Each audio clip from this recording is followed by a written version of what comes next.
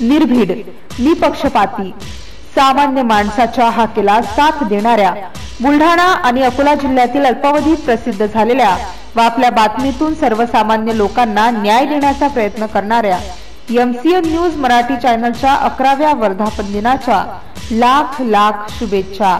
शुभेच्छुक श्री बाळकृष्ण विश्वनाथराव बोंद्रे, महासचिव, काँग्रेस कमिटी जिल्हा अकोला, माजी जिल्हा परिषद सदस्य, उमरा सर्कल, जिल्हा परिषद अकोला।